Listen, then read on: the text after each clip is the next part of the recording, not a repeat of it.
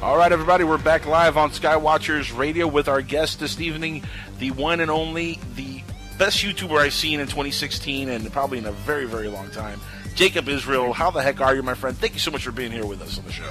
Man, I'm so excited, Andrew. Thank you so much for having me, man.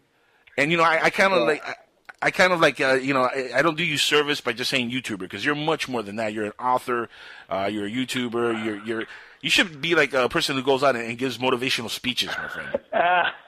I've been there, done that too, I guess. Yeah, I've done quite a bit. Man. I used to be the head writer for World Wrestling too.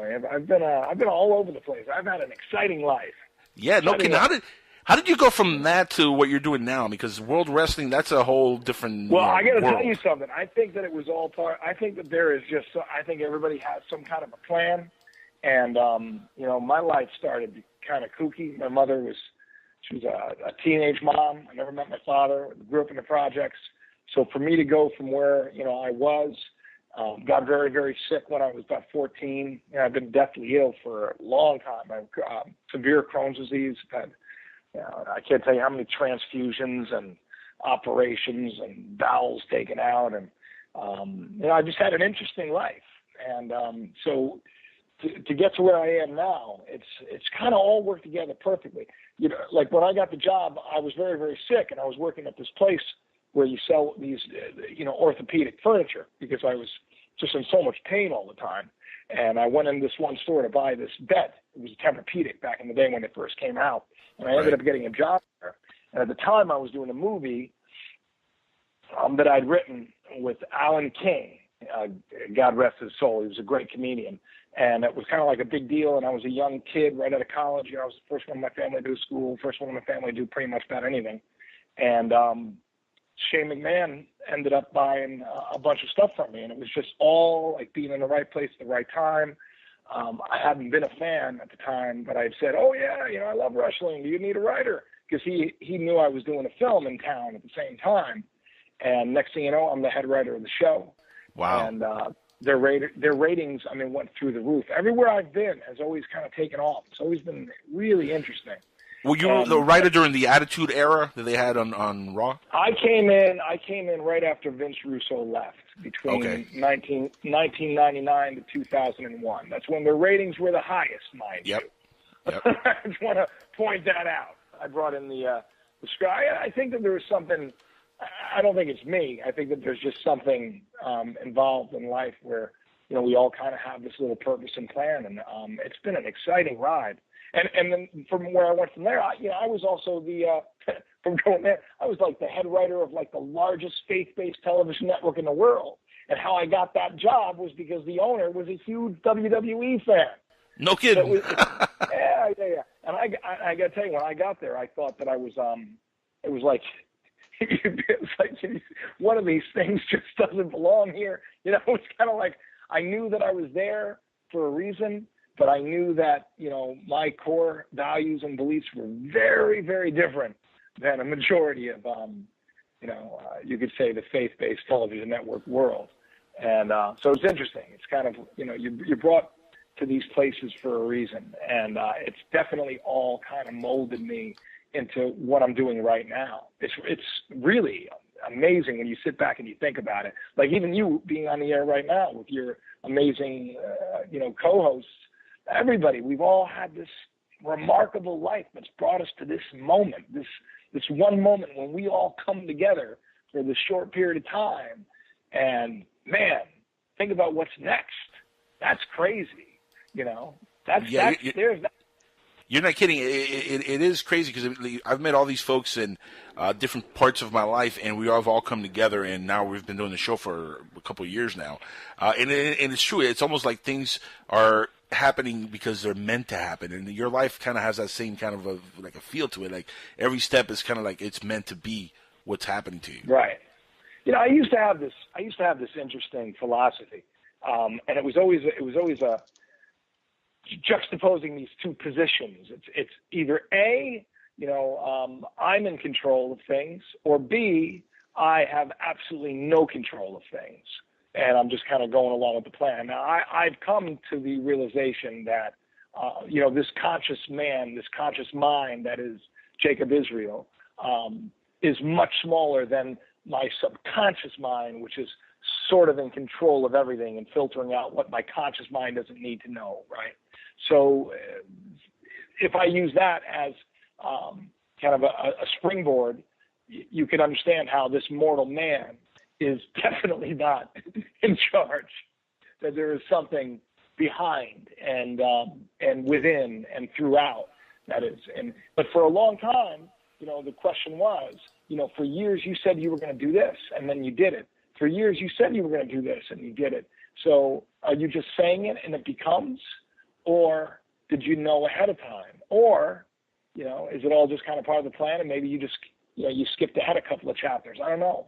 Because years ago, I wrote an article saying where I'd be right now with my book coming out at this very moment. I said that all of a sudden out of the blue, I don't know how it was going to happen, I wrote an article called Inspiration Rules, where I was trying to come up with, creative ways to give God a new name, as if God needs a new name, right? Right. But how do you describe God? And I thought, inspiration was just such a beautiful word, I thought, because we're all inspired, and so I wrote this article, and I had said that, the dream of reaching the world and changing it it's not a crazy dream. It's not a crazy dream to say that you were put on this planet to do great things. It's not a crazy dream. It's just that most people don't dream that big. Most people don't have a vision for themselves. So if I had said to you, the reason I'm on the show is because I'm on this path, and wait till everybody knows who I am, because, there's something that I must do. I don't really know what that is, but I'm just along for the ride, and I know it's coming. Now is that an insane thing to say? Well, somebody who says they want to be a doctor, and I'm going to med school, and I'm gonna, it's a grander vision of who I desire to be, and I believe that great passage that God gives you the desires of your heart, what you desire to be, is there for a reason, and that's why you shouldn't take that name in vain. You shouldn't take this desire, this idea of what you're going to be, and you shouldn't waste it. The word, taking God's name in vain doesn't mean saying God damn it. It means that you're taking the nature of love, you're taking the nature of creation, and you don't take it for nothing. Vanity is nothing. So you don't take it for nothing. You don't take it upon yourself, and then you don't, utilize it. You utilize it. You become one with it. And so my life has kind of been about becoming one with whatever that creative force is. That creative force that is within us all. I don't know what happened. Did I lose you all of a sudden? No. You're fine. You're fine. The other one of the co-hosts here is having a little issue, but don't worry about him. Jacob, I love everything you just said. I just want you to know that I just had to chime in there. That was beautiful. Absolutely beautiful. Oh, thank you. Thank you. I'm still looking at the Mucinex Fast Max nighttime cold and flu and trying to figure out where they. I'm talking and I'm looking like, where are the directions? I have the little cup in my hand. I'm like, do I take 2 teaspoons or is it 1 teaspoon? I think it's 2, but you never know with these things, and I don't want to. I have a little bit of a cold. So anyway, take it for somebody who's almost OD'd on Mucinex in the last couple of weeks. Right. It's great stuff. I saw the picture of you when you were doing the. I was looking through your photos. You were really sick, huh? Oh, you have no idea, man. I was in the hospital for a couple of days, and man, what scared me. And here's the crazy thing. And let's talk about coincidences for a second. My mother passed away in March of this year of cancer, and she had pneumonia as she passed away. Her pneumonia is what really killed her. The cancer gave her pneumonia, and that made her pass away. When I got sick, at first I didn't think it was going to be anything. I thought it was going to be just a cold. When it got really bad, I went to the hospital, and the first thing the doctor told me was, "It's a good thing you came in because you're developing pneumonia." Oh my God! And what I had was terrifying. It was completely terrifying. But here's the kicker.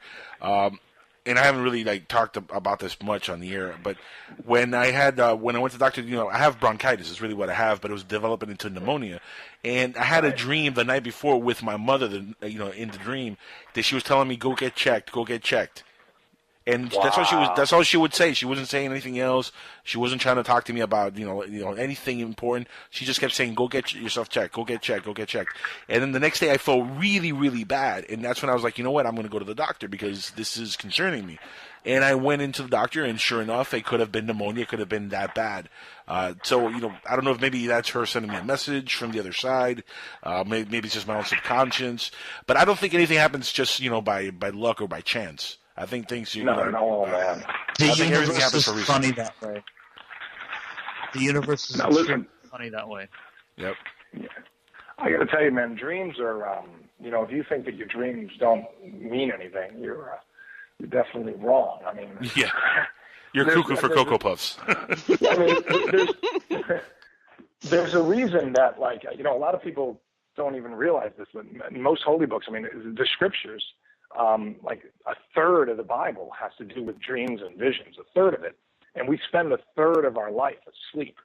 And let me tell you something about dreams. This is going to sound, you take it for what it's worth. I really honestly don't care if people believe me or not, because the bottom line is that if you paid attention to your dreams, great minds like, Freud, and I mean, it's not just, YouTubers or right. or radio show hosts. It's great minds have, how many kings had astrologers and interpreters that would interpret their dreams? And my dreams have, I custody of my children.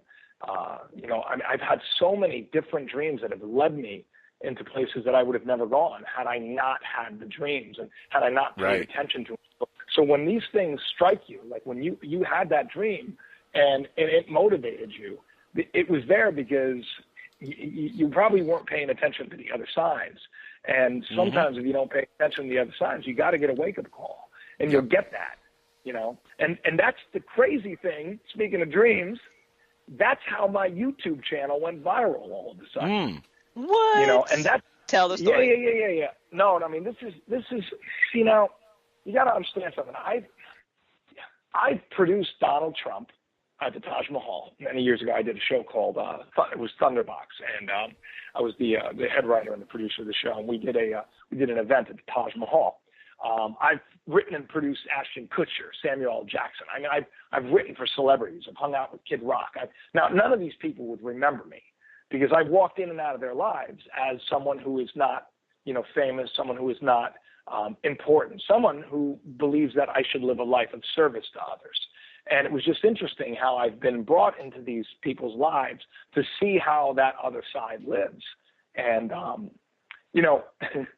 what's weird about all this is, I left it all, which was really kind of a strange thing because I was so unhappy where I was working last. And I said, you know what, now I've learned everything that I needed to learn. Now it's time for me to basically give it away for free, because everybody sells something.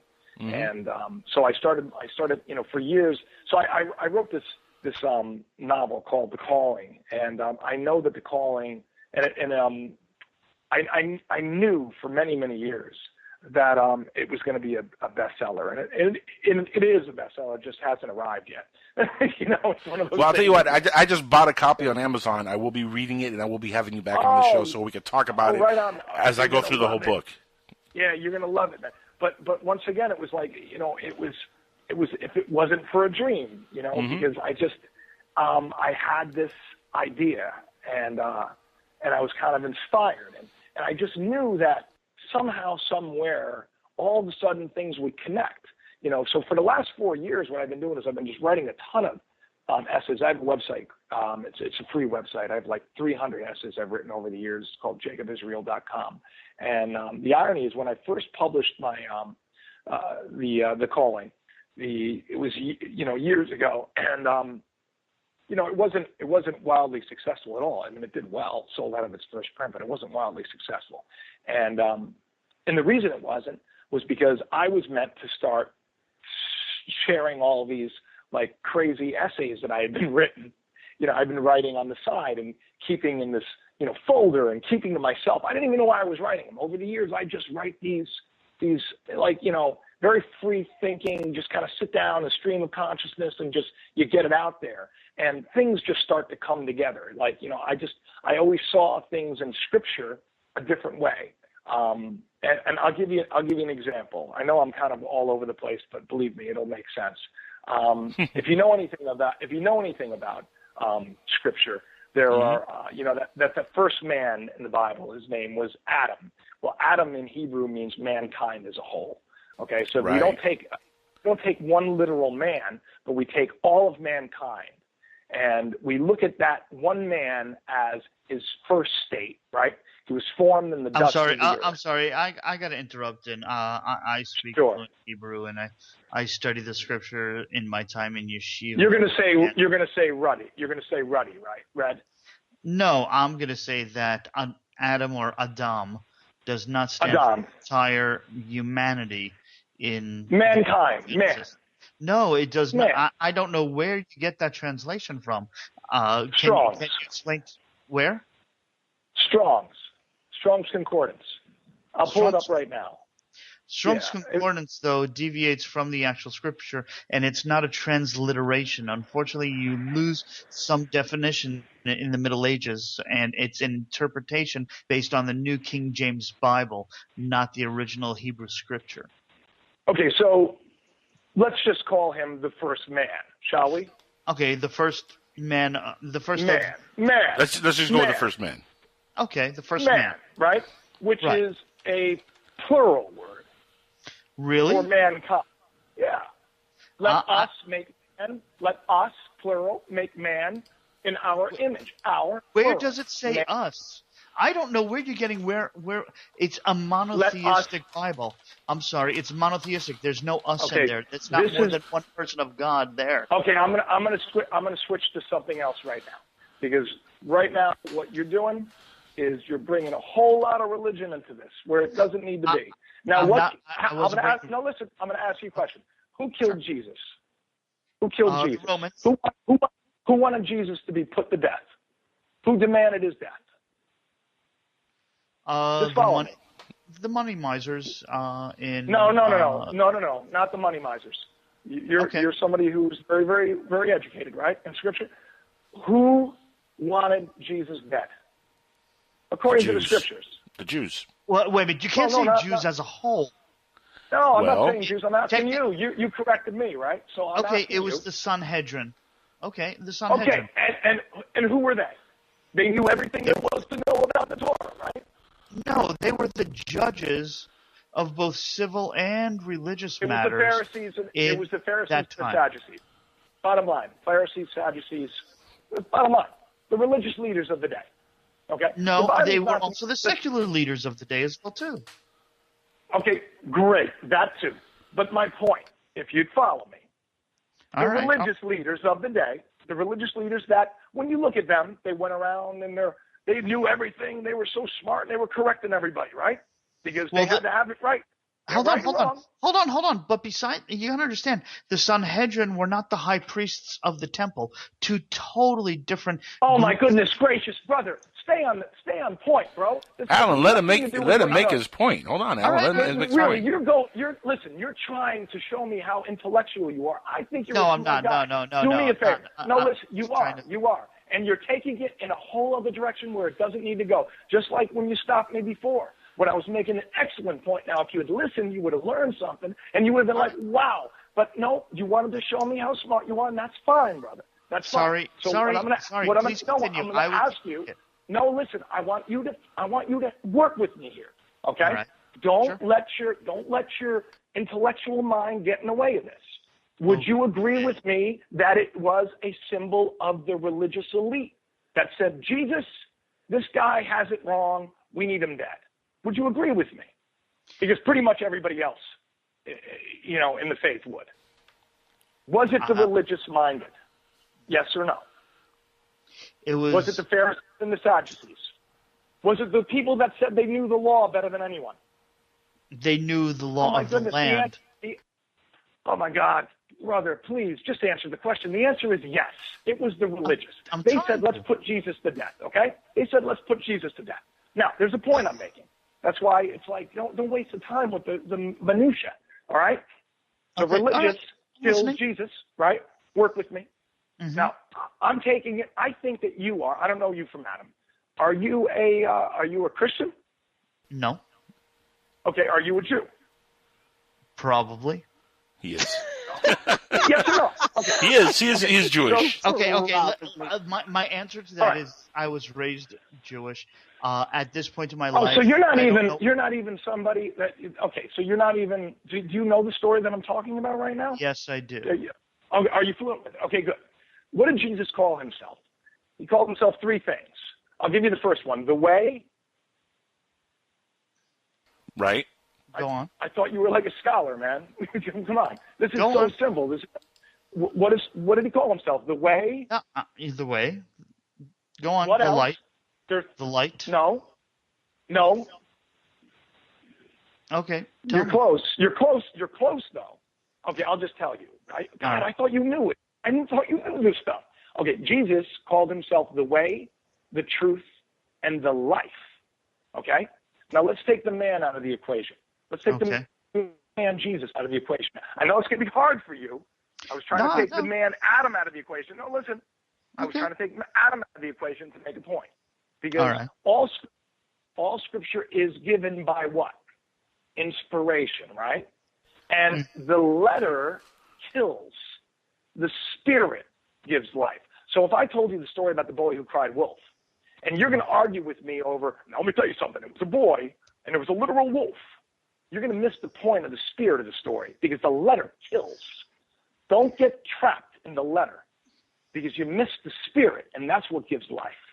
So Jesus called himself the way, the truth, and the life, okay? Okay. And he was put to death. He was put to death, now you're Hebrew, at a place called Golgotha. What is that in the Hebrew tongue? That will probably be. Come Oh, on, my Mr. goodness. Know-it-all. You see- Come on, No, Mr. no, Know-it-all. You really I'm trying to should think. not have. Because see, the Yeah. funny thing is that I actually study this stuff. Like my life's work is the scriptures.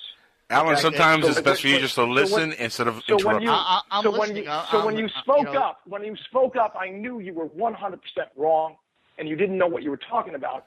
But I want you to still learn something here. So do me a favor, since you don't know, just listen right now. The way, the truth, and the life was put together. You go, in a place Jacob. called Tell him. Golgotha. Golgotha in the Hebrew tongue means the place of the skull. Now it sounds familiar. Remember it now? The place of the skull. Does anybody remember this? Yep. Okay. Golgotha, right? Yep. Knock on your skull for a second, Alan. What's beneath your skull? A pea brain. The I mean, brain. a brain. Yeah. Thanks. No, a very sometimes big it's brain. right there. No, Alan, Sometimes you're a it's very big brain. A very big brain, right? Okay. All right. Where do we process thoughts of truth? Well, some people I'm going to say, ask you again. Where do we process okay, in the brain. thoughts? Thank No. you. Where is the truth put to death? Come on, good Alan. Grief. Where is Come the on, Alan. Smart. truth put to death? Okay. When the Okay. If the truth is put to death, it's put to death in the brain, right? The okay, place of the skull, right? All right. okay, Who puts the truth to death, Alan? People who think they know it all. The religious. It's a beautiful story, Okay. bro. no, That's you're the right. It spirit is. of the story. Okay, so now that I taught you another story as to why sometimes you should listen, okay, I'm going to go back to Adam now because there's a beautiful message there that you're going to miss if we argue over what Okay. Adam means. Look it up. It still means mankind as a whole. Okay. And what I was quoting was from the Torah, which is, let us, plural, Elohim, make God in our image, plural. And he called them, plural, Adam, plural, mankind. Now, By the way, we're doing I'm Googling this, and he's actually 100% right, Alan. I know I'm 100% right, man. All right. I know I'm not going to argue. But listen, Can't argue with Google. Can't argue with Nope. Google. but I'm glad that we did that because you know what? There was probably a reason why we needed to get into the whole, place of the skull thing. I don't even want to talk about Bible and stuff because it's not about that. It's deeper than that. The truth is everywhere, But this is really cool because there's two men in Scripture. that we hear about the first Adam, and he brought death into the world, right? Now, death is not literal physical death. It's ignorance. It's the carnal mind, okay? The last Adam brings life into the world. He's the way, the truth, and the life. He's the last Adam. That would be Jesus. Now, I'm not going to argue over whether Jesus is a savior or there's a literal Jesus or anything else. It has nothing to do with it because I'm not caring about the boy or the wolf. I'm about the spirit of the story. Also, okay, I'm with you there. All right, I'm with you there. Okay? So the first man, Adam, mankind as a whole, he's formed with the dust of the earth. Now, if you use that word dust and you search that through the scriptures, you find out that dust is equal to dead flesh. Lies. They call it lies, idolatry, rebellion. There's like a lot of terms. Like when the Jews would, and I use the term Jews, I mean, it would be Hebrew, but when people would sin, they'd put on sackcloth and they'd throw dust on their head, right? It's a symbol of what we do where we make mistakes. We beat ourselves up with a bunch of nonsense, lies, imagination. And Adam is formed in the dust. We're all formed in lies. When we come into this world, we, like Jesus, take upon ourselves the sins of the world, the lies of the world. And where does it start? It starts with, your name is Alan. Mm-hmm. And when I ask you who you are, you say, I'm Alan. No, that's who you were told you were. And then all of your experiences and everything else formed you into this creation called whoever you are. And Okay. that man is dead. Dead, dying. Because by the time you're about, 6 years old, you can't even run around naked anymore. Remember, there was a time when Adam was naked and he was running around and he was not ashamed. There was a time when we could raise our middle finger and not think that we were doing something wrong. But then all of these laws took over. Mm-hmm. All right, I'm with you there. We're living in a world of lies and illusion. Now, in Scripture, there are all of these firstborn, secondborns. Adam brings death into the world. Then you have Jesus, who brings life into the world, right? First Adam, last Adam. Then you have, Adam has two sons, Cain, he's a killer. And then you have Abel, he's a shepherd, just like Jesus is a shepherd. Abraham has two sons. There's Esau, he's a killer, a hunter. And then there's Jacob, he's a shepherd. Yeah, I mean, all through scriptures, there's the first man and the last man. And I'm about finding and revealing the last man. It's not the angel that is in the world from the past. It's not the Alan that, is who he was and thinks he is. It's the Alan that is yet to come. It's the manifestation. It's the second coming, if you will. Okay. In Scripture, everyone's waiting for the Savior, right? You got Right. people everybody's waiting for a Savior. Everybody's waiting for the return, right? As if that, salvation is ever really left. And what are we even saved from? What are we saved from? Now, here's the interesting thing. It says the truth will set you free. Well, what does the truth set us free from? Think about that. It's like right in your face, but no one's ever really asked that question. A lie. We're saved from the lies we believe. And my God, we are just bombarded with lies. Every time we turn on the TV, every time we talk to somebody, every time, no matter what we do, we're bombarded by lies. Mm-hmm. It's true. It's true. And we need the truth, man. We need the truth. We need to be set free from it, See, and that's what I like about your videos, though, Jacon. Not to cut you off, but a lot of the stuff that I saw in your videos, I easily connected to because it's stuff that I've not only have done some research on and know to be fact, know to be truth, but stuff that I've been in my own way theorizing for a long time. Right. Like the stuff with CERN, for example, the video you made about the Mandela effect with CERN. My biggest fear when this thing. Mind. The biggest fear I had when they were working on this thing was that this could not only create a black hole and suck us all into nothingness, but it could open up portals to other dimensions and bring in, all kinds of change and different things. Maybe fallen angels, maybe aliens. Who the heck knows? But it could really do some major damage. And the Mandela effect, Did they see some weird aural effect above the CERN the other week? Yeah. There was some not surprise me.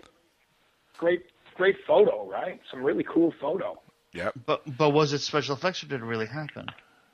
Who even knows? See, that's Who knows? the thing, Yeah. right? Who even knows? That's what I think. And I got to tell you something. I was asked a question about these dreams, and we're supposed to talk about that, and I don't even know when on this little bunny trail. How this all happened was do you know anything about Nibiru? Have any of you ever delved into Nibiru? In fact, we're gonna get into that also with the other video you made about Eris being Nibiru, which is something I definitely want to. Yeah, I mean that was the first video, Jacob. That's the first video that I saw of you that I was like, my God, he's saying what I was saying at the moment I heard about Eris. Because let me tell you something. We've been doing the show for years now, and the moment they said that they discovered this planet past Pluto and they called it Eris and the orbit that it was on, I was like, that's Nibiru. That's what we've been looking for the last 30 years. That's it right there. Nobody else has said it. You want to hear something? You want to talk about getting some goosebumps on your arms? You guys ready? I mean, and this is all like legit, 100% happened to me. And I have 4 beautiful children. On my children's lives, this is exactly how everything went down. Now, like I said before, I believe in dreams, and I believe that we all are destined, and we're all purposed and predestined. And I believe that one of my prayers many, many years ago was kind of like, teach me the truth no matter what the cost. And the other one was, always keep me in the perfect will. Like, if there is a God, right? Like, I'm looking around my living room and everything I look at was made by somebody. So stands to reason, who hung the stars, it stands to reason that, there could be a master architect. And if there is, well, the only thing that would be important to me would be like connecting to that. I want to be in that perfect will. I want to know where I came from. I want to know. I want to be used for, greater than, just making so much money so that I can, have my kids set up. And, life is so much grander than that, and I think the thing that you're all doing, like, we can all have a day job and still live big.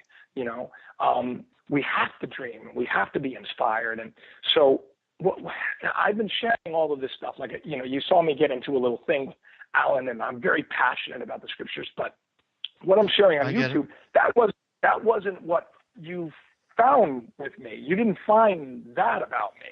You found all I've been sharing recently.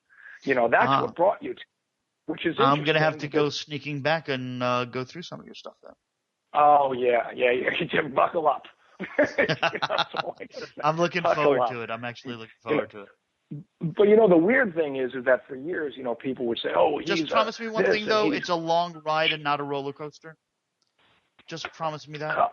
Yeah. I mean, I don't know. I don't know what answer you want me to give you. So I'll just use your imagination. It's like, I don't know where the ride ends, but I'll tell you one thing. I'm enjoying it. as it comes. I'm a dramatic person. I went to school on scholarship for acting years ago. So it was the only way I could get to school because I had no money. But anyway, so this is what happened, right? I had said, like I said before, I wrote and I told many, many people that one day everybody would start to know who Jacob Israel is. That's a pen name, by the way. There's a reason for that too, because Jacob Israel is, according to, well, if you know the Torah, you've studied the Old Testament, that Israel is God's son. Israel, which is interesting because people always say that Jesus is the only son of God. Well, not really, because he has a lot of sons. And Jacob Israel is like kind of the perfect picture of a transformed man. You have the first Jacob, and then you have the last Israel, Jacob Israel. And so it's kind of like I'm every man because we are all the same. And well, I mean, my name is also Jacob, and it also works that way. Out of coincidence. Yeah, exactly. I just felt my whole life that my last name, because I never knew my biological father, and I just always believed that I was Israel. So I always say, when people ask me, "Is that your name?" I said, "Well, yeah, God given." Because I'm inspired to take it, right? And a man is who they say that they are. Whatever a person believes becomes. Our perception is reality, and and now if you Google, those two names, you'll find me. So you tell me, is that who I am? What really is my last name given to me by somebody else? Is that more me than the name that I believe God gave me? So that's the thing, is that what we believe becomes reality. And I knew long ago, I didn't know how it was going to happen, but that all of a sudden, because for years, like I said, I wrote for celebrities. I've been there. I have the highest ranking show on cable TV. You know, when I left the WWE, it was the WWF then, by the way, they've lost half of their audience. They have not gotten half of their audience back in like 15 years. There's a reason for that. Wow. You know, and I believe that it has to do with faith. You know, I have this faith that there is more, and I want to know what that is, and I want to express it because it's of the utmost importance. And I know that spirit, whatever that is, that highest degree of enlightenment is love ultimately, and that's what I want. You know, I want to operate in that. So when I said that one day it would happen, I didn't know how it was going to happen. It would happen. I said just a lot of people would start to find me, and I wrote about it. I documented it. And in my novel, when you read my novel, even listen to the trailer. The trailer, I wrote this book years ago, long before it became a bestseller, which it hasn't yet, but it's going to be. I said, the Book of Thomas Jane, my book, you know, is not some work of fiction, as some will say. It is a fiery truth cast into a sea of deception mankind calls life. That's what my novel is. When you read my novel, you're going to read this fantastic story. You're going to be like, oh, man, this thing is a page-turner. But you don't know what's being worked on within you because guess what? There's a spirit to the story. And that's what I was inspired to write, and that's what I was inspired to share. And when you get to the end of that story, you find out that lead character may not just be a kid named Thomas James. It may be someone named Angel. You know what I mean? Yeah. It's kind of like the everyman, because Yeah. we're all one. So this Makes is sense. where the dream comes in, and this is weird because this is crazy. So out of the blue, a colleague of mine came up to me one day. This is months ago. And he hands me this paper, and this guy's this foul mouth, he does a lot of drugs, and he's just, he's a very funny, interesting character study, and he's very talented. And he came up to me, he's like, hey, I was talking to this guy, and he said, I told him all about you and that you're into the, the spiritual stuff, and he says, hey, you got to read this book. And he hands me this little piece of paper, and on it says The Earth Chronicles. I didn't know anything about it. I was like, oh, okay, whatever. I'm not like friends with this guy. I don't know why he handed me that. I took it, crumbled it up, put it in my pocket, and I said, oh, yeah, I'll look into it. Never thinking I was going to ever look into it, right? And I went into meetings, whatever else. And then, like, later that night, I'd gotten an email from this guy, and I use his music. He's I'm going to give him a plug, too, The Exhibition. The guy's amazing. His name's Edgar. Okay, so Edgar's a reader of mine. He has been for a while. And he asked me out of the blue, he's like, Jacob, do you know who the Anunnaki are? All right, and I'm like, I don't know. I said, I think I've heard of them. I don't really know. And Edgar Asino, he's on Facebook. You can ask him, did you ask Jacob this?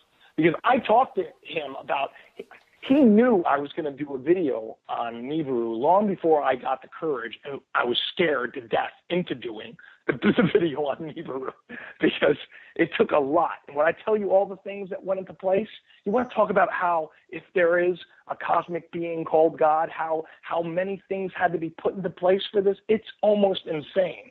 So what happened was, so I wrote him back and I said, I think it sounds familiar. I said, it's probably an allegory.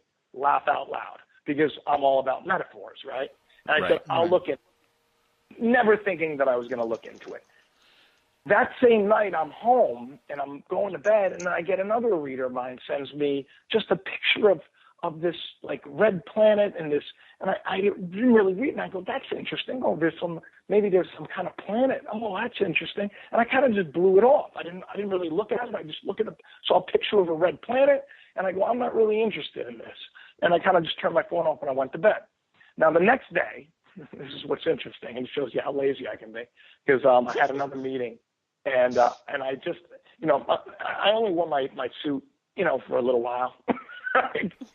So when I got home, I put my pants on, the chair, and I left them there so I don't have to, take out another and bring it to the dry cleaner and all that.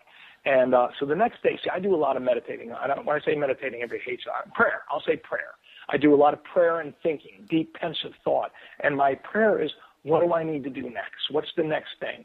Everything that I share, believe me, all week long, I'm asking. And then all of a sudden something falls into my lap, or I'll have a dream, or something will happen. And so I'm praying. And I was doing it for probably about like 20 minutes, because I was all alone in the office. And I had nothing else to do, and I love praying. I really do. I love just going within and vocalizing, my thoughts. And so when I finished, like giving the best prayer that I could to get an answer, I put my hands in my pocket, and there's this little piece of paper, and I'm like, and I remembered at that moment, I'm like, oh my God, so and so, I'm not going to use his name, and it gave me that piece of paper, and I go, this has got to be it. And I open up the Earth Chronicles, and I go over, and I pull it up on the computer. And I'm like, oh, my God, this has to do with the Anunnaki and the Big Red Planet. Mm. And something strikes me. Now, I know. It always comes back to the Anunnaki. Always. It always does. Our starts, I should say, these journeys tend to start with the Anunnaki and Nibiru. It's very interesting. Really? She's not kidding. Look, one of the main things that got me interested in doing radio podcasting and doing ufology stuff was the work of Zecharia Sitchin and with the Anunnaki and the Sumerians. Now, while I have kind of issues with a lot of the stuff that he wrote, which I think he fictionalized a lot of the things that he put in his books, I do think there is some truth to the Anunnaki, because that's in the Bible. Anunnaki. I mean, all that stuff is Egyptian and Sumerian in the Bible. I mean, all that stuff is in there. So he definitely took some truth from a lot of the work that's already been written before he was even born.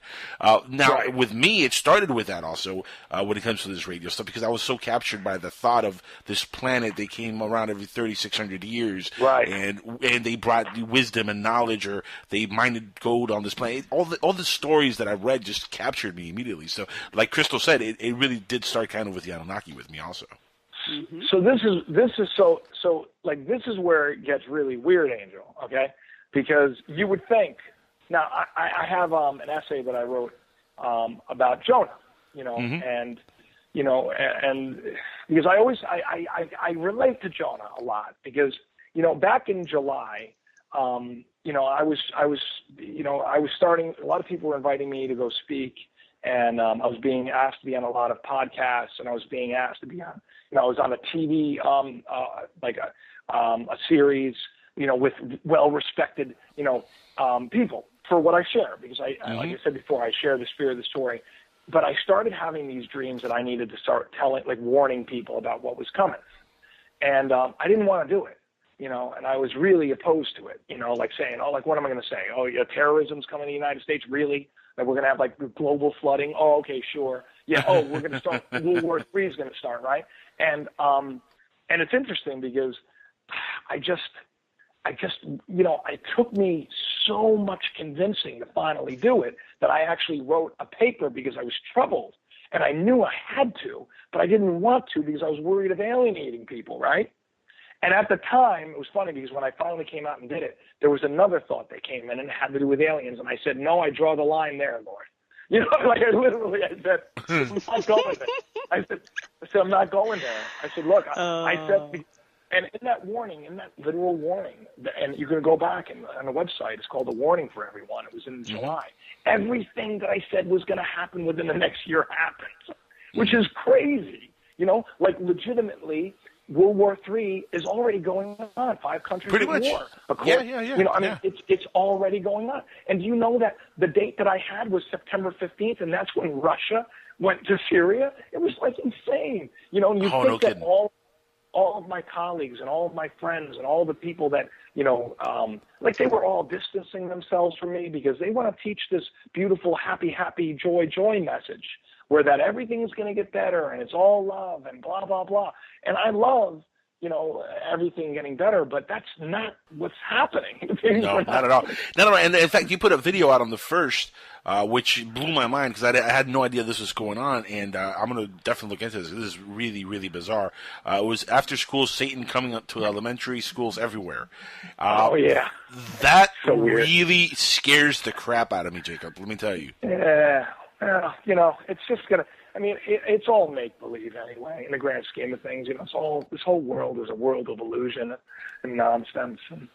Yeah, but think about this for a second. To teach children in school about Satan, about the devil. I mean, really, I want kids to be educated with wisdom and knowledge, but not that kind of knowledge. I mean, that's something that really leave that to to the religious upbringing. You know, leave that to when they go to church if they want to teach that indoctrination to them.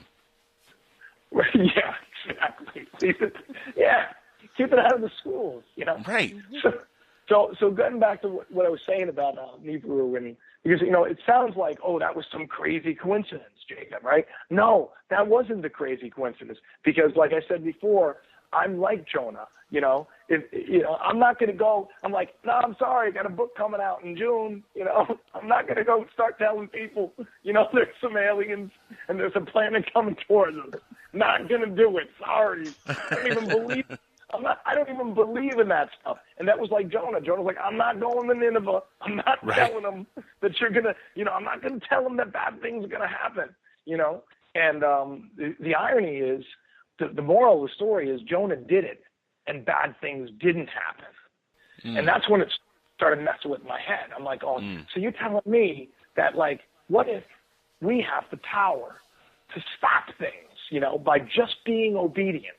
There's all these stories Scripture about these men that stood up and said, look, if there's this great story where Abraham is talking to God, and he's like, if there's like 25 righteous, will you spare it? He's like, yes, I'll do it at 25. He's like, how about 10? He's like, yes, I'll do it at 10.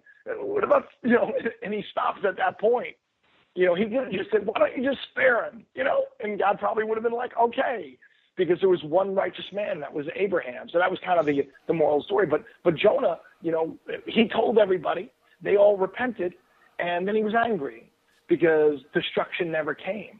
And that's an interesting lesson, because is it okay to go out there and tell everybody, hey, Nibiru's coming, and then it doesn't come? You know what I mean? You know what I mean? Yeah, that's what happened to Sitchin for years. So I wasn't going to tell a soul about this, but this is where things start weird. I start telling my beautiful wife, Danielle, who I love more than anything. She's my best buddy. I tell her everything, and she's always a good gauge for me, because she's not into this stuff. She'll listen to me, but I'll talk to her. She falls asleep, like literally falls asleep. And it was just we were watching something on my phone, and she was falling asleep. I go, what are you doing? I'm not even talking. It was like, So anyway, so I told her about this. She goes, yeah, that's a lot of coincidence. She goes, but that's a little weird, right? I go, yeah, like really weird, like way away from where. And I'm thinking about how many friends I lost when I told people about stuff that actually happened, and the friends still didn't come back. So I'm going to start saying, oh, there's something else, but I didn't do it, right? So I tell her, I say, well, look, if you have a dream about like some aliens or something, you tell me, I'll do the video, right? That's a good way to put it. Yeah. True story. So I wake up, and I had the dream. And in the dream, it was weird. There was like this craft over my head, and Homeland Security was in the road, and the FBI. And I pull up, and then this like silver thing just kind of takes off, and they look at me, and I say, "Hey, don't worry, it's just a drone. They're not here yet." And then some guy is like laughing in the dream, and I look over, and it's this guy. His name's David Daly. He's an older guy. He's like a theologian. He writes beautiful essays, and we became friends on Facebook. We're not like good friends. We don't know each other very, very well, but he's just a die-hard scripture guy, And so the fact that this random guy from Facebook, I have like 5,000 Facebook friends, but I know him, vaguely, now I know him well because of this dream. Like, what is he doing in my dream? And like I told you before, I know dreams are important, so I pay attention to these things. So I immediately got on Facebook. I said, hey, David, this is going to sound weird, but I had a dream about you. Can we talk? And he's like, yeah, okay, what's the dream about, right? And I'm like, well, it's about aliens. And then he wrote me back, yeah, maybe we should. Here's my number, right? Now, in the dream, he was laughing hysterically. So I call him up, and he's this older guy. And I tell him about the dream, and he starts laughing hysterically, like the dream. And he goes, Jacob, I don't tell anybody about this because nobody will believe it, and only the people that the Lord opened their eyes will understand. And he starts telling me about, guess who? The Anunnaki and Nibiru. Oh. Now, that's not, no. We haven't even gone into hair raising on your arm yet. You think that's something. Wait till the next thing I tell you. So I get off the phone with him. I'm like, are you kidding me? I said, in synchronicity fun. Yeah, no said, kidding. You gotta be, no, but you see, you have to understand, like, I knew he knew. Mm-hmm. I just didn't want him to know because I didn't want to do the video. Right. You get me? Uh-huh. So I get off the phone with him. Tell me, did I do the video? No, I didn't do the video yet. Because I was like, well, Lord, this is what I did. I said, that's a coincidence. Maybe he said something. And then, like, the back of my head, I'm like, but he said he never tells anybody. He's never written about it because everybody would think he was crazy. He doesn't even tell his friends and family about this stuff. I said, you know what? I'm going to need more, Lord. I said, I'll do it. You just got to give me more. You got to give me more. True story. So I get off the phone with him, and I go into the shower, and I'm showering, and I'm about to go off to work. And it's work. It's weird. I have this friend who was a reader of mine, and he really honored me. He's a great sci-fi author. His name's Bob Salisky, and he wrote this trilogy called Aphelon, and he honored me. He contacted me about a year and a half ago, and he says, Jacob, because I write poetry and everything else, and he just loves my essays, and he says, I really want to model a character in my series off of you. Would you give me permission? I said, are you kidding me? I said, you're going to make me immortal in a sci-fi series?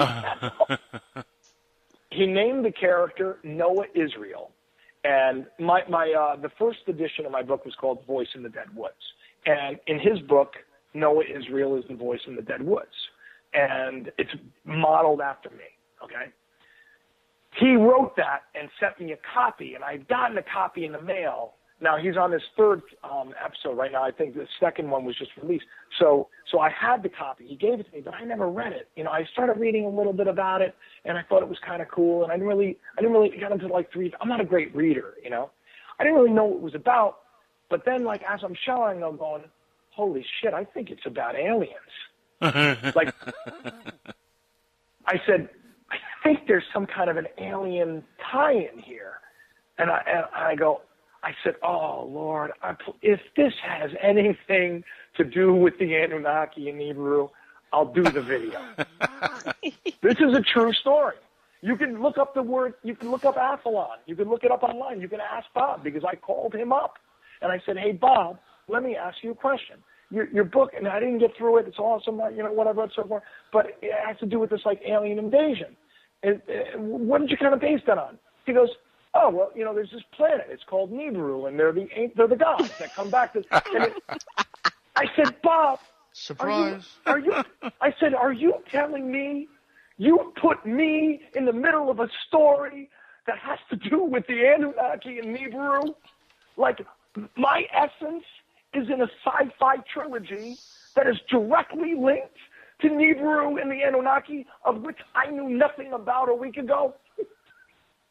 He's like, wow. Well, yeah, pretty much. Tell me, did I do the video? Scary. That is scary. Of course you did the video. You did. No, I didn't. No, he still didn't. No, he's fine. Well, he did the Eris video, but yeah.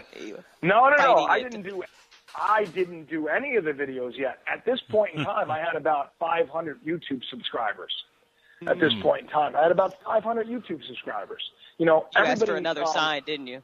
I didn't. You were like, one more, You just got one. No. I didn't ask. I said, I kind of pretended like I sort of forgot. Like I tried to trick myself out of it, right?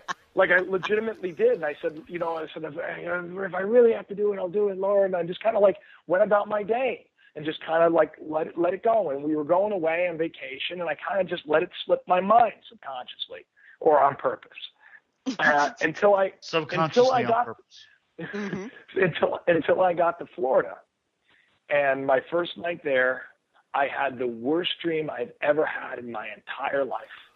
And it wasn't even a dream. It was the most realistic thing I'd ever been a part of. It was absolutely horrifying. It was like the worst feeling I've ever had. And basically in the dream, I was standing outside of this hospital, and my son was in the hospital. And I'd never been to the hospital before, right? And I look out, and I'm outside, I'm like at the entrance of the hospital. And I look outside, and I see like this big planet. And at that moment in the dream, I say, oh no, true story. I say, oh Lord, I'm so sorry. I'll do the video now. True story. I said that in the dream. So I grab my phone in the dream, and I'm trying to upload a YouTube video. But every time I do, like one meteor's crashing next to me, another meteor's crashing next to me, and then one after the other. Late. People are panicking, and I'm literally in a fetus, cowering, saying, "Forgive me, Lord, Lord, I'm so sorry, forgive me, Lord, because I couldn't upload the video, right? It was too late, and I had this feeling that I blew it, right? I woke up. My first thought is, all right already. I'll do the video. I get the point. You want me to do the video already? Now, guess I better do the video. Listen, this is all my hand to God, exactly how this all went down. I told my wife, she was in bed, I said, honey, I just had this really, because she knew all the stuff along the way, because I'd been telling her. She says, that's really weird. That's really weird. You know, you're in like a sci-fi series about it. You know, that's really weird. You know, like, what are the chances? Really, think about this. Like, Bob had to, like, find me years ago and be inspired to write a story about the Anunnaki and thru and put me smack dab in the middle of it so I'd have this big reveal. So, you know, it's like, it's really weird how everything was orchestrated together. So I say, okay, I'm going to do the video. And then I make a plan that day. I said, we're going to go to this place called Banas, and they have this paddle board, and I'm going to get on a paddle board. It'll be nice. It'll be serene, and I'll be away from everybody. So then I could do the video. And my idea was, I'm just going to lay it out for everybody how it went down, just like I laid it out for you. Okay? And that was my plan. Now, the problem is my son got sick, and we had to take him to the hospital. Oh, no. Yeah. Obstacles. So at this point, you are hyperventilating, not just because of your son.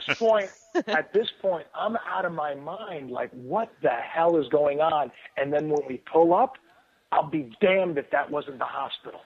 Oh, and I'm goodness. like, so I tell my wife, and like, my kids are making fun of me. Like, what are you, Dad? Why are you stressing out? You know, I said, listen, I got to just drop you guys off. I got to do this video. It's no big deal. I have to do it. Better be safe than sorry. Now, the weird thing is, a storm front was coming in at the same time. So literally, I'm pulling up to this hospital, and you see these big black clouds and this thunder and lightning rolling over the hospital. And I'm like, holy shit. Excuse my language. I said, you got to be kidding me. I said, I'm going to do the video. I said I would do the video. I'm doing the video right in my head. See, I can't say for this to anybody else because I sound crazy, you know. But so and it actually worked out perfect because I couldn't find parking. So I said, I'll drive you up front and I'll find parking. And as I'm looking for parking, I'm just thinking, okay, I'm just going to do the video on the way from the parking space to that. And luckily, I parked far enough away, and I did that video. And you can see that video. And when you watch that video, you can see that I'm stressing out. Like, I'm freaking out. Like, I got to get this freaking video up to YouTube. Because if I don't get this up to YouTube, meteors We're are all start. dead. And I uploaded the video, and the next one went viral. Wow. I have 22,000 subscribers as of today. Wow. Nice. Now you tell me, and it all had to do with that video. The video I didn't want to do.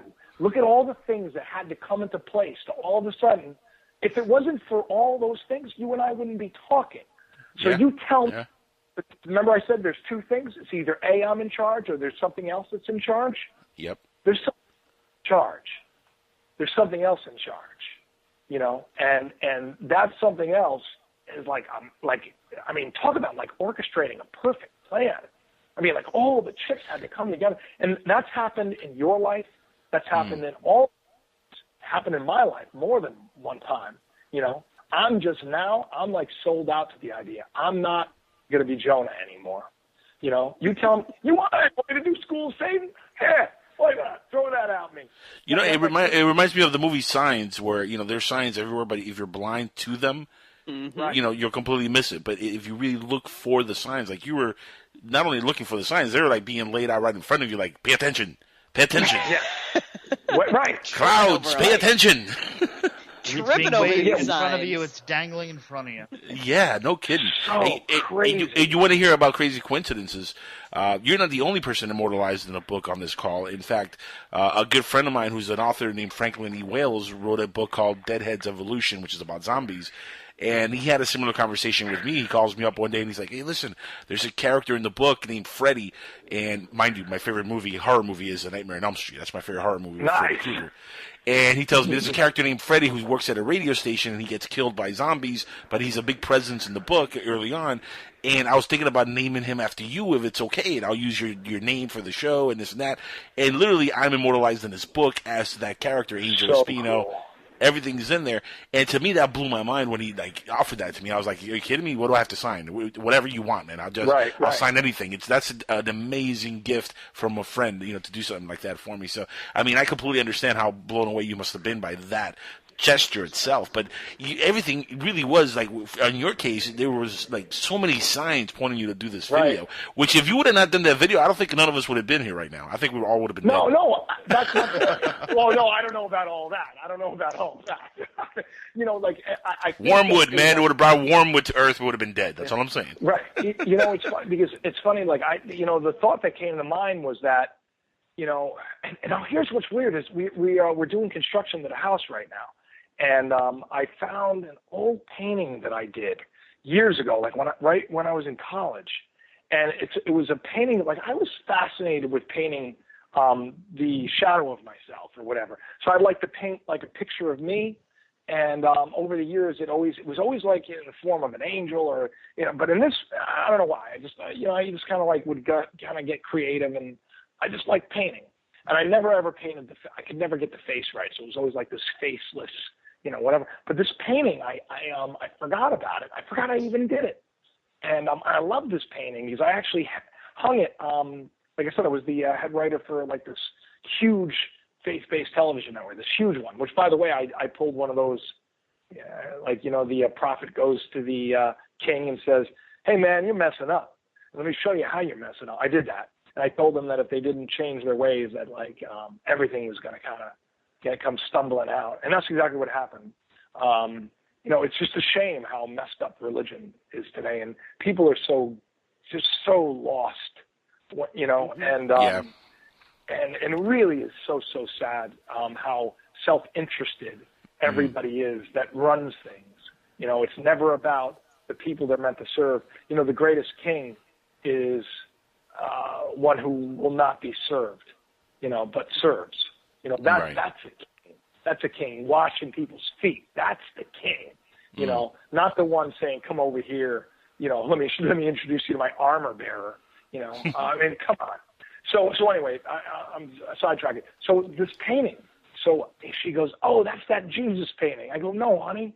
And I go, "What are we talking about? What Jesus painting?" She goes, "You know, the one that you used to have in the office." And I grab it and I look at it, and then I remember the painting, and I go, "No, that's a picture of me." She goes, "You with a halo and like stigmata." I said, "Well," you know, right. But here's the weird thing. I remember that day I was trying to paint a sun, but I had no yellow. I painted it red. And it was really weird. Okay, it was really weird because there was this gigantic red planet right behind me. And I took that painting and I threw it out immediately. Jacob, do you know that some of the lore with Nibiru is that it's orbiting a red sun? No kidding. Are you serious? I'm dead serious. Like NASA has said for years mind. check this out. NASA has said for the last 30 years that most stars are binary stars, and they're theorizing, and they're pretty convinced at this point that our sun has a twin sun, which is outside the binary system. Right. Right. It's outside the Oort cloud,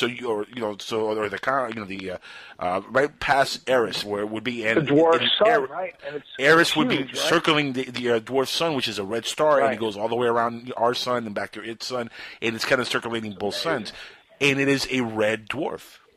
You know what I thought to myself? I thought, wouldn't it be interesting if this whole lore was true, and that they really needed the gold?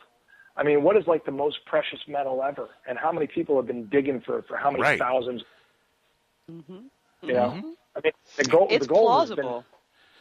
Gold is a superconductor, and I mean the theory is that they use it for their atmosphere to give it power while they're outside of their sun's reach, so they could have an atmosphere that could be livable. That and diamonds. Right. I mean, how smart though? How smart, right? Mm-hmm. Like let's take it for a second that this is a legit deal, right? Mm-hmm. Like how smart would that be to like brainwash everybody into thinking this is the most precious metal on the planet? Right.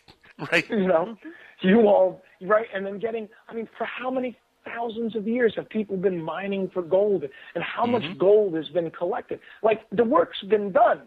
Like, you didn't even have to stand over here. Exactly. The work has been done. It's continuous to be done. All they got to do, like you said, is come and collect the gold. Come and collect the gold. And they're Come coming and around get your stuff and roll back out. And roll back out. Yeah. That's the big moon debate there. It's about them going to the moon. And, it's a good deal. Yeah, and going to the moon and going for gold and saying, well, no, we aren't going to go back to the moon, but maybe that's the reason why they're going to dig it all out.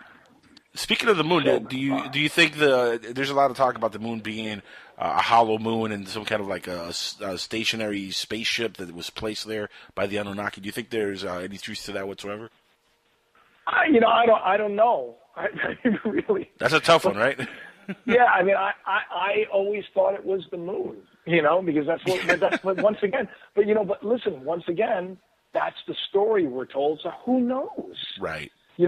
Because when you do look at it, I looked at a large picture of it. It's funny you said that because there was just, I don't know what it was. I was watching something. It was on TV and they showed this picture of the moon. And I thought, wow, that looks really almost like a Death Star. Like tonight, that happened. Mm-hmm. Like tonight, there was just, because it has these and I go, that almost looks like the Death Star. And I thought that was really, really weird. And I was thinking, where are all those striations? Where did those striations come from? And blah, blah, blah. And it was just a passing thought. It's interesting you just brought that up. Yeah. Because that was like I was watching something just a little while ago. And it was like this really big. But once again, who knows? And it's like, a couple of people have asked me to look into the flat Earth thing. Yes. And it's like, I don't, I said, I have a lot on my plate already. Look how long it took me to get the paper. So it's funny you mentioned the flat Earth because we've brought that up on the show here a couple of times. And when I was off the air for a while with dealing with my mother's issues, they had a flat earther that came on. And it pissed me off.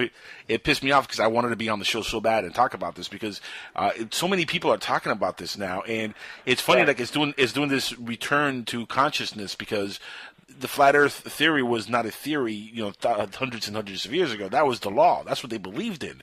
And now it's a theory because we've changed our mindset. When Galileo had no way of proving the Earth was round, he just theorized the Earth was round, and then he just took that and made that law. And now, of course, NASA says, the Earth is definitely round. We see images of the Earth being round. But yet, Neil deGrasse Tyson, not long ago, said that the Earth is more of a pear shape. More like a pear. What's the real size? What's the real shape of the Earth? Is it flat? Is it pear? Is it round? What the heck is going on? We really don't know. We have no clue what even reality is, and that's really the most baffling part of this thing. The thing that's really been messing with me is it's so funny. I was just talking to Danielle about this. I said, it's just so interesting the direction that my life is now taken. All this stuff always fascinated me, but it's interesting. It's interesting because, the Mandela effect is something that is just really bugging me out, bugging me out.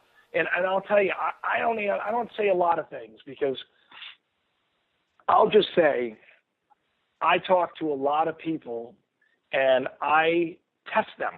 Like, I have a lot of pictures in my phone, and I ask them ahead of time. Like, I was talking to you earlier about this, Angel, it was the Coca-Cola logo. Picture the Coca-Cola logo. And I said, you see Coca, what's in between? A lot of people say a little wavy line. I say, exactly. That's the way I remember it, too. And then I show them that there's not been a wavy line ever. That the only line that was in between Coca and Cola was like an 18-something. Like after 1900, it's always been this little, like, I call it a dot. I don't know what the thing is, but it's like Coca, and there's like a little square dot up top between Coca and Cola. Right. I'm telling you something. This is they spend billions of dollars so that people know what a logo looks like. And I have talked, I can't tell you how many people, and every single person, when I point it out, they go, oh, they must have changed the logo. I said, no, that's the way it's been like that for a long time, yeah. So now you tell me what the heck is going on. Now, it's not just that. You want to hear weirder? This is weirder, because this is what I was just talking about. I was outside. I was looking at the Big Dipper, and because I wrote an essay on I did a video actually on Arcturus in the Boots constellation, because it was staring at me. And there's another big. The sky just looks different to me. I am a big stargazer, and it just looks weirder to me, and everything looks brighter and closer, and just freaks me out a little bit. And every night, through the summer, the Big Dipper is like right outside of my patio, and I was staring at it, and I was thinking, like, I wish there was a constellation chart so I could see because I'm thinking all these little things have changed. Like, let's see if the constellations are about right, Like, I don't know why. And then I was watching this video, and all of a sudden, out of nowhere, a constellation chart with the Big Dipper came up. I was like, that's really weird. And it like showed you where the North Star is in relation to the Big Dipper. Now, that's besides the point. I'm not even going to get into what I discovered, because I'm not an astronomer. I'll leave that to. I just like provoking questions. Mm-hmm. But I will say that this Mandela effect has freaked me out. And what's really freaked me out about it was the fact that I would be walking down the street and not literally walking down the street, but just like going about whatever daily business, and an idea would come to my head, and I'd think about it. So I was thinking, all of a sudden I thought of the American Gothic painting, and the American Gothic painting is the picture of, they look like two farmers. It's the old guy with glasses. He's a pitchfork, and his wife's next to him, right? And it's based on a very famous photograph. Basically, if you take the photograph and you line it up with the painting, the two of them look almost identical, except for, they're wearing different clothes, and one of them's holding a pitchfork. Okay? Right. So out of the blue, I thought of two famous paintings, because I was thinking, like, all these famous lines have supposedly changed for a lot of people. Like, life is like a box of chocolates is now life was a box of chocolates. Luke, I'm your father is now no, I'm your father. If you build it, they will come is now, if you build it, he will come. So you have all these things. Now, Cruella de Vil, right? Cruella de Vil is now Cruella Devil. It was never de Vil. It was always Devil. That, like, blew my mind, because I know Cruella de Vil, and it was always spelled with the LLE. Now, if that's normal to you, then maybe we're somehow meshed together. Two different dimensions have come together. I don't know. But all these weird things. So the American Gothic painting just standing out to me. And I looked it up, and now the wife is looking at the guy. And I'm like, wait a minute, that's not the freaking painting. When did that happen? Well, it's always been that. We ended up in a parallel universe. I was about to say, they were looking straight ahead. I know this painting. They are looking straight. No. Look it up. Look it up, and it'll freak you out. She's looking to the left side, right, like towards it. And it's like, I'm getting the chills now, because it's like eerie. It's like eerie, scary. And now I'm not an art major. The Mona Lisa looks different to me too. Like, I don't remember the Mona Lisa having a veil over her hair. I always thought she just had her hair, but I could be wrong. But there's a lot of things that I know for a fact, like the Coca-Cola logo. I know for a fact. Yeah. There was a wavy line. I know. You know, like a lot of other things too. I mean, I can give you a list of it. Like I used Febreze, you know, and it was spelled with 2 E's. I lived on that stuff. I loved Febreze. You know, just the Captain Crunch all of a sudden is Captain. You know, Captain and Crunch. I remember seeing it a little while ago and thinking, oh, they changed their logo. And it turns out it just never existed the way I remembered it. As long as they don't mess with my Taco Bell, I think we'll be okay. Jacob, we got to hit a commercial break, and I know you wanted to you know, get off earlier because you're a little bit under the weather. Exactly. And I appreciate you've been here for as long as you have, my friend. You've been just amazing. You really have. I want you to plug your website again. Give us the web link so anybody who's following you or listening right now can follow your work.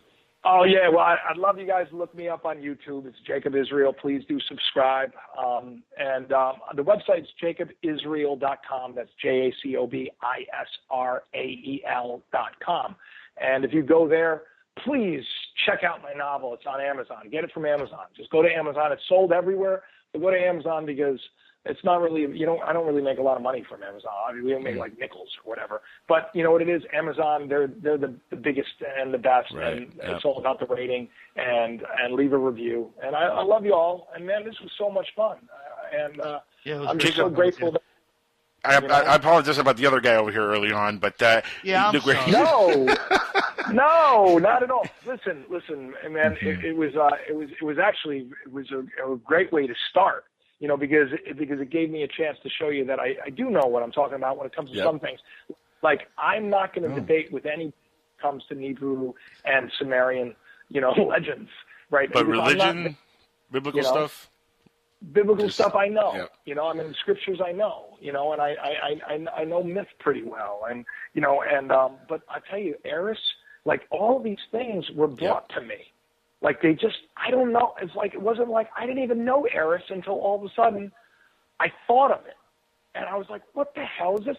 Like a lot of these things, I have these weird dreams, and I wake up and I Google it, and I'm like when I was talking about Arcturus. I had a dream, and I woke up, and I'm like, what the heck am I looking this up for? And then it brings you, I call them breadcrumbs. Like we're all given these beautiful spiritual breadcrumbs. Follow them. Follow the signs. Time to wake up. We got to wake up. Wiser. Crazy. Hey, I love you all. Thank you so much. And Jacob, check out the web. Thank you for being on here. We're going to talk to you again soon on Future Theater with Bill and Nancy Burns. You're going to be on there pretty soon also. And, so looking forward to it. That's going to be awesome. They're jonesing. Love you too, man. You're awesome. Jacob Israel, everybody.